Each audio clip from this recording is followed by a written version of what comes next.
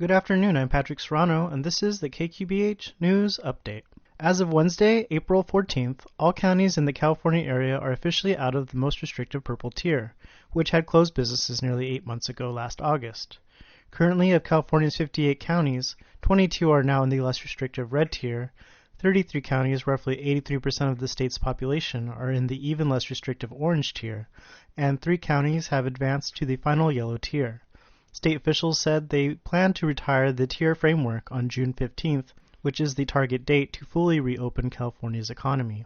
All California residents 16 and older are now eligible to sign up to be vaccinated as of Thursday, April 15th. Because the Pfizer vaccine is currently the only vaccine authorized for 16 and 17-year-olds, appointments need to be made at locations that have the Pfizer vaccine available, otherwise teenagers will be turned away. During their appointment, teenagers are reminded to wear their masks, bring a document with their photo and name, something that proves their age and current address, and have their parent or legal guardian to provide consent because they are a minor. Los Angeles Assembly member Al Maratucci and Miguel Santiago passed Assembly Bill 279 on April 13th to protect nursing home residents from evictions and transfers during the COVID-19 state of emergency, unless the owner of the facility declares bankruptcy. The bill would provide senior residential care facilities from making significant changes to the delivery of residential care services, require any and all conditions of sale of assets from not-for-profit entity to a for-profit entity that is approved by the California Attorney General, and require the owner of the facility to give at least 6 months advance notice of any proposed termination of the licensed operation to residents.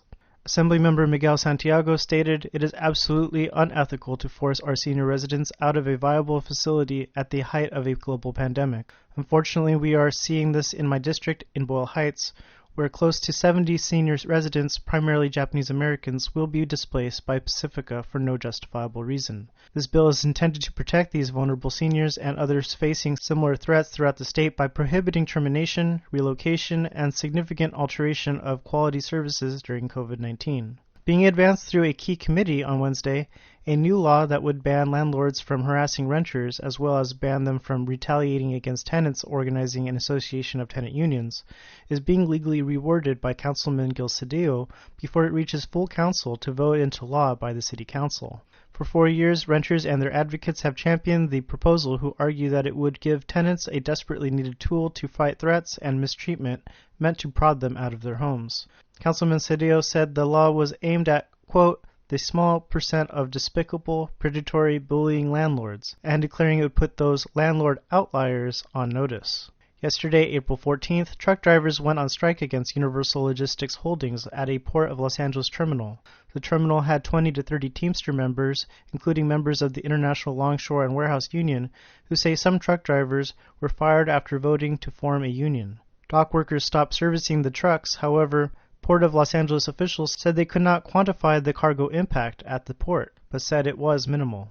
Striking truck drivers formed a picket line in Compton Monday morning outside Universal Logistics Holdings' Southern Counties Express Trucking Yard. The group is demanding that the trucking companies owned by ULH rehire fired drivers with back pay, respect drivers' rights to form a union, to have a good faith bargain on a collective bargaining agreement, and to stop classifying drivers as independent contractors. On March 15th, truck drivers who work for ULH's Container Connection filed a complaint with Cal OSHA alleging the company failed to protect drivers from the COVID-19 pandemic.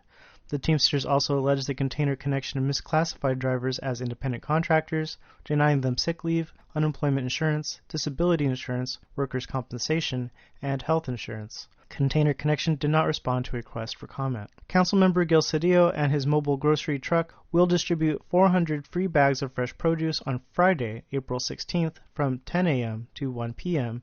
at the Westlake Community Garden on Columbia Avenue and West 6th Street in Westlake. Gil Cedillo's produce giveaway is in partnership with Cultiva LA and Central City Neighborhood Partners. The Internal Revenue Service, also known as the IRS, has pushed the deadline for taxes due normally on April 15th to May 17th to give individual tax filers, tax preparers, and the IRS more time to sort through the many changes affected from the latest COVID relief package. I'm Patrick Serrano for KQBH News, 101.5 FM, KQBH LP, Los Angeles, California, a community service of Boyle Heights Arts Conservatory.